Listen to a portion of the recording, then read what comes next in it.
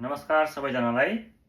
यदि हजुरहरू पनि जापानमा खान्जी अथवा जापानिज ल्याङ्ग्वेज पढ्दै हुनुहुन्छ, रटेर पढ्ने बानी छ भने त्यो चाहिँ एकदमै गलत हो। म पनि पहिला रटेरै पढ्थेँ, धेरै लेख्थेँ, गरेपछि दिमागमा घुस्छ भन्थेँ, तर त्यो एकदम गलत रहेछ। एकदम सजिलो तरिकाले आफ्नो दिमाग अलिकति दिमाग लगाएर पनि धेरै कुरा एकैचोटिमा याद गर्न सकिन्छ। जुन कुरा मैले सिकेको छु, मैले अहिले जुन कुरा बताउन गइरहेको छु, सबै कुरा हजुरहरूले त्यो 100मा 100% सही हो भनेर गेस चाहिँ नगर्नु होला, किनभने मबाट पनि गल्ती हुनसक्छ। तर मैले बुझे अनुसार एकदम सजिलो तरिकाले खान्जी याद गर्नलाई N5 देखि N2 सम्म कसरी खान्जी जोडिएको हुन्छ, अलिकति दिमाग लगाएर, रटेर होइन कि अलिकति दिमाग लगाएर पढ्यो भने चाहिँ एकदमै सजिलो हुने। मलाई चाहिँ सजिलो लाग्यो। मैले आफूलाई सजिलो लागेको कुराहरू हजुरहरूलाई सेयर गर्दैछु। हजुरहरूलाई मन पर्यो भने चाहिँ मेरो भिडियोलाई अन्तिमसम्म हेरेर लाइक, कमेन्ट, सेयर अवश्य गरिदिनु होला। ढिलो नगरी आउनुहोस्, आज क्लास सुरु गरौँ है त। 1 नम्बरमा जाउँ हामी। सान्जी है, यसलाई चाहिँ सान्जुई भन्छ है त। सान्जुई भन्नाले केही न केही पानीसँग सम्बन्धित, लिक्विडसँग सम्बन्धित है त।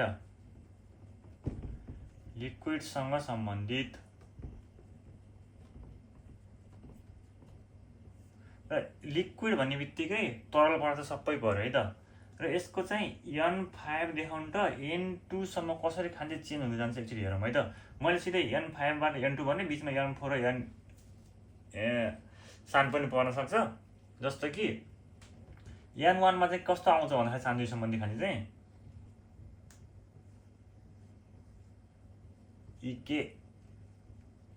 इके भनेको चाहिँ पोखरी, इके। र त्यही सान्जुई N2 मा पुग्दा के हुन्छ भन्दाखेरि चाहिँ सान्जुई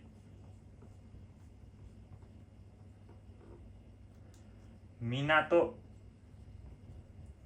अथवा कु हो। यो चाहिँ के भन्छ, मिनातो भनेको चाहिँ पोर्टहरू राख्ने ठाउँ हुन्छ नि, जहाजहरू राख्ने ठाउँ, त्यसलाई चाहिँ पोर्ट,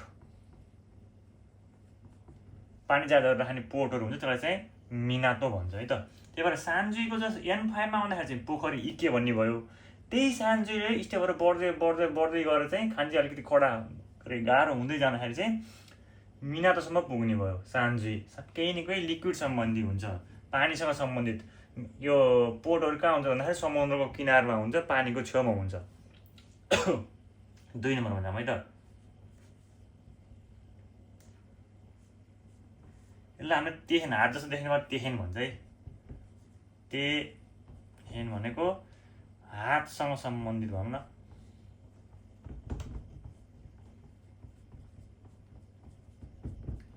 सम्बन्धित छ अथवा केही न केही हातले केही कार्यहरू गरिराखेको छ भनेर बुझ्नु होला है त। जस्तो कि यसको नि N5 बाट N सम्मको यसो एक्जाम्पलहरू हेरौँ है त। तेहेनबाट चाहिँ N5 मा चाहिँ ते भनेको हात भनेको यसलाई चाहिँ ते भन्छ है त। अब N2 मा पुग्दाखेरि के हुने बताउँदाखेरि तेहेनै हो।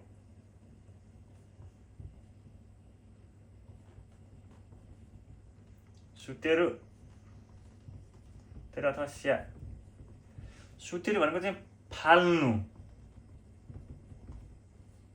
फाल्दाखेरि केले फालिन्छ त भन्दा हातले फालिन्छ। त्यही भएर N5 मा पढ्ने मान्छेले ते भन्नु पर्यो। ते भनेको हात भयो।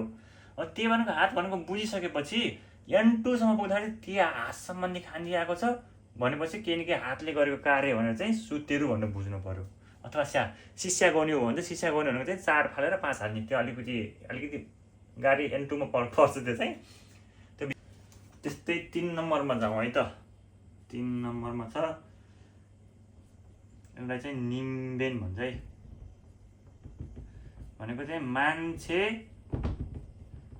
सम्बन्धित खान्जी भनेर सम्झिनु है त। यसको नि M5 N2 दुईटैमा हेरौँ है त। M5 मा आउँछ हितो भनेको मनुष्य मान्छे हितो N5 पढ्नुले हितो भनेर पढ्नु होला। अब एन्नीतिर जाँदाखेरि के हुन्छ भन्दाखेरि चाहिँ मान्छे र केही कुरा सन्देश छोड्नु देन चुताइरो अथवा देन भनेको चाहिँ सन्देश कसैलाई पुर्याइदियो भने छोडिन्छ नि त्यसलाई चाहिँ चुताइरो केही कुरा भनिन्छ यो मान्छेले यस्तो भनेको थियो भनेर चुताइरो कसैलाई चाहिँ सन्देश पुर्याइदिनुलाई चाहिँ सन्देश पुर्याइदिनु है त सन्देश पुर्याउनु अथवा भन्नु भन्ने मिनिङ चाहिँ चुताइरोमा अथवा देनमा जान्छ है त। त्यही भएर हितो भने N5 पढ्नेले हितो एन्नीले चुताइरो भनेर पढ्नु भने चाहिँ खान्जीहरू यसरी विकसित हुँदै गइसकेको हुन्छ। अब 4 नम्बरमा जाउँ। 4 नम्बरमा चाहिँ हामीसित गोम्बेन चाहिँ हामी गोम्बेन भन्छ भनाइ सम्बन्धी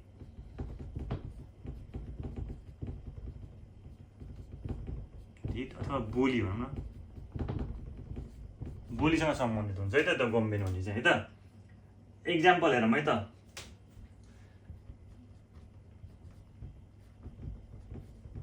इमास यो सबै प्रायले मिस्टेक हुन्छ डबल ई हुन्छ है। इमास भनेको चाहिँ भन्नु इमास यो चाहिँ N5 इमास एन्नीमा चाहिँ ऐको यहाँ निम्बेन आएको छ र भन्नु आएको छ। वा मान्छेले भन्नु भनेको मान्छे भनेपछि विश्वास सिन्जिर सिन विश्वास मान्छेहरूले कसको विश्वास गर्छ भन्दा जो बोल्छ मान्छेसित बोल्छ उसको विश्वास गर्छ बोल्दै नबोलेको मान्छे कसरी विश्वास गर्छ गर्दैन। त्यही भएर चाहिँ यहाँ मान्छे र बोलीमा मान्छेको विश्वास हुन्छ भनेको चाहिँ त्यही भएर सिन खायो त। यहाँ चाहिँ N5 मा चाहिँ इमासँग चाहिँ भन्नु बोर्ड भरिएको छ। नेक्स्ट बोर्डमा जाउँ ल गाइज 5 नम्बरमा जाउँ। 5 नम्बरमा चाहिँ अलिकति इन्ट्रेस्टिङ छ यो चाहिँ इतोहेन भन्छ ल चाहिँ इतोहेन भनेको चाहिँ धागो सम्बन्धित अथवा केही कुरा जोडिएको छ भन्ने सम्बन्धमा है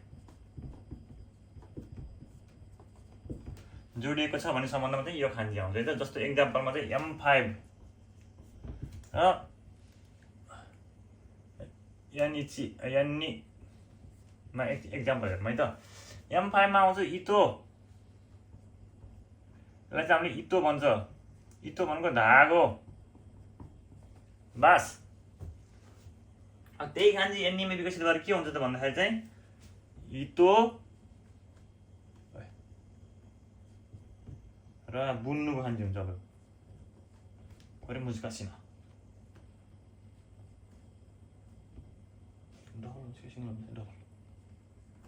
यो चाहिँ आमु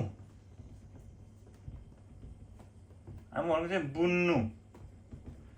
हामीले के बुनिन्छ भने धागोबाट बुनिन्छ नि त होइन। त्यही भएर चाहिँ इतो आयो त्यही इतोहेन विकसित भएर चाहिँ आमु बन्यो। आमु भनेको चाहिँ बुन्नु स्वेटरहरू बुन्नु कपडाहरू बुन्नु त्यसलाई चाहिँ आमु भन्छ। इतोहेन भनेको चाहिँ किनकि धागो सम्बन्धी अथवा जोडिएको छ भन्ने हुन्छ नि त मिनिङ हुन्थ्यो नि त होइन। लेट्स गो नेक्स्ट 6 मा छ किहेन रुख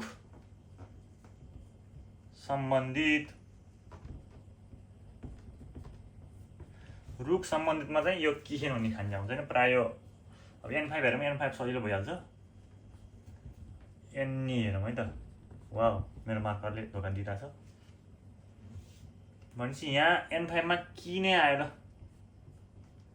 कि भनेको रुख र एन्नीमा चाहिँ के आउँछ त भन्दाखेरि कि खाइको कि ओके यो चाहिँ इतोहेन जस्तो हो। अनि यहाँ चाहिँ यस्तो यस्तो हुन्छ। यताबाट चाहिँ के हुन्थ्यो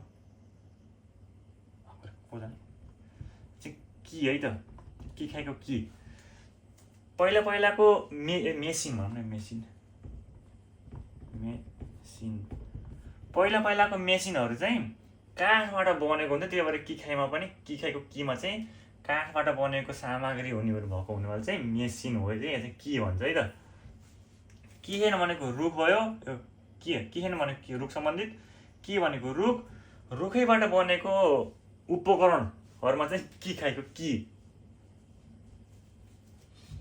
नेक्स्ट ओके चुकिहेन भन्छ यसलाई। चुकिहेन चाहिँ प्राय बडी पार्टमा बढी युज हुन्छ है, सबैमा त होइन तर म्याक्सिमम है, बडी पार्टहरूमा है त। चुकिहेन चाहिँ प्राय म्याक्सिमम चाहिँ बडी पार्टहरूमा युज हुन्छ है त। जस्तो कि अब अहिले चाहिँ N5बाट जाउँ, N5बाट बढी युज हुने चुकिहेन चाहिँ खासै खान्जी छैन, त्यहाँ म नर्मल खान्जी लेख्छु है त। एन्नी चुकी नै लेख्दिएँ ल। चुकी भनेको चन्द्रमालाई चाहिँ चुकी भन्छ है त। अब एन्नीमा जाँदाखेरि चाहिँ जस्तो बडी पार्ट चाहिँ के हुन्छ भन्दाखेरि चाहिँ चुकिहेनमा चाहिँ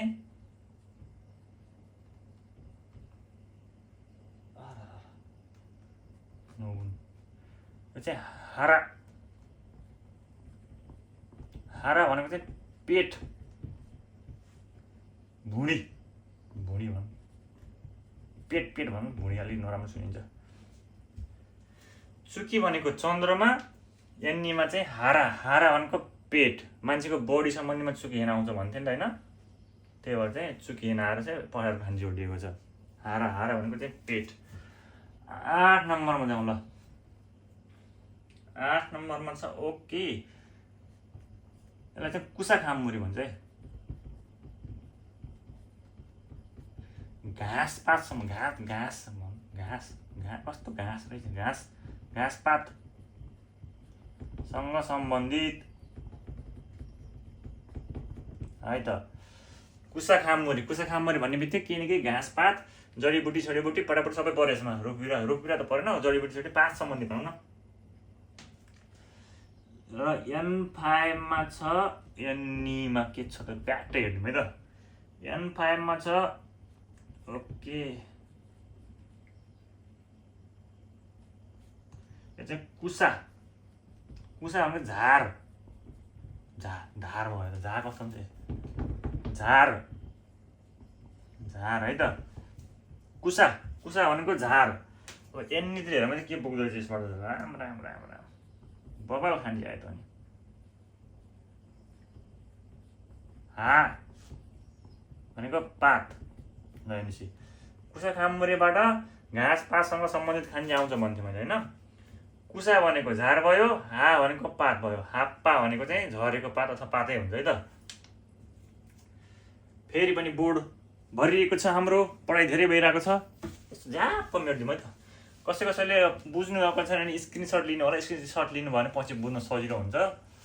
मैले अहिलेलाई चाहिँ मेटेँ, मेरो बोर्ड एकदम सानो छ, चिनबाट मगाएको हजुर, गरिब छु, पत्याउँदैनन् कसैले।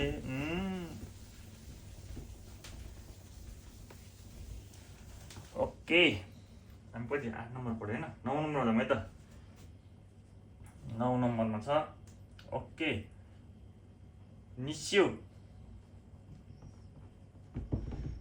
भनेको चाहिँ चिसो कुरासँग, चिसो सम्बन्धित है त।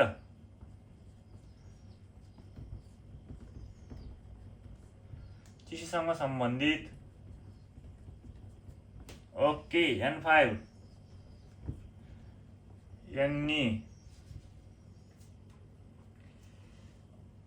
N5मा आउँछ चुमेताई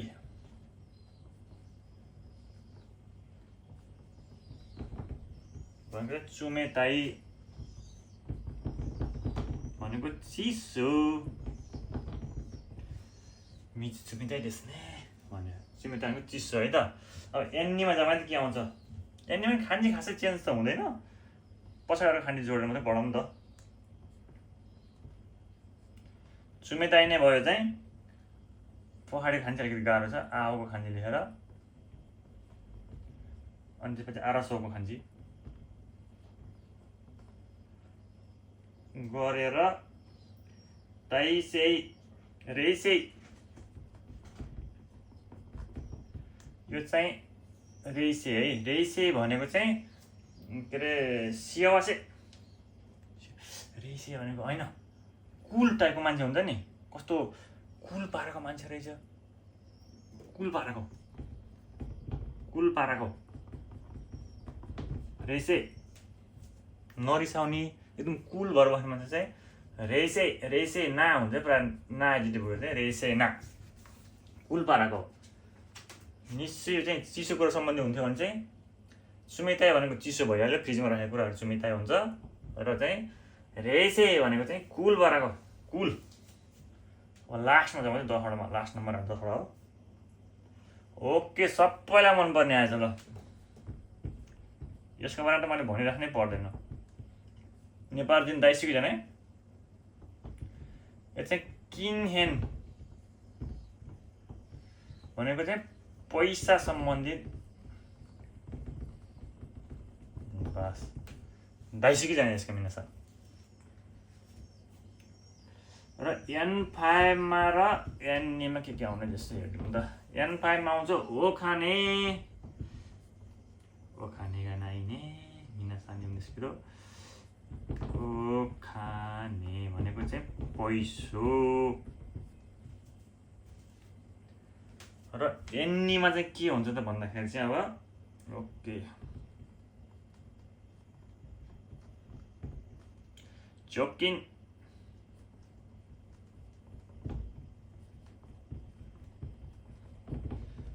भनेको सेभिङ बचत। चोक्किन भनेको चाहिँ पैसा अलिकति सेभिङ गरेको पैसालाई चाहिँ चोक्किन भन्छ। यसरी पढ्नु भयो भने चाहिँ तपाईँहरूलाई चाहिँ जिरोबाट चाहिँ ठ्याक्कै एक्ज्याक्टली गाह्रो चाहिँ हुँदैन कि। यस्तो यस्तो कुराहरू याद बुस्योहरू याद गर्नुभयो भने चाहिँ ओहो खान्जी त कसरी पढ्ने भन्ने हुँदैन। N5 सँग N कनेक्टेड भएको हुन्छ। अब N त मलाई आउँदैन, मैले पढेको छैन होइन। N5 को खान्जी लगभग सबै जाने हो भने तपाईँले N4 त 100% बाँच्नुहुन्छ। N7 मा अलिकति दिमाग लगाएर एक दुईवटा खान्जी पटापट जोड्न थाल्नुभयो भने चाहिँ N7 N मा चाहिँ अलिकति पढ्नै पर्छ होइन। त्यसो गर्नुभयो भने चाहिँ खान्जी चाहिँ आज 10वटा बुस्योहरू पढ्यो। 10वटा बुस्योहरूबाट यो खान्जीहरू हेर्नु भने कति धेरै खान्जीहरू आइरहेको हुन्छ आजको बुस्योहरूबाट। यसो हेरेर मेरो भिडियोमा कमेन्ट लाइक सेयर गरिदिनु है त। हस् त।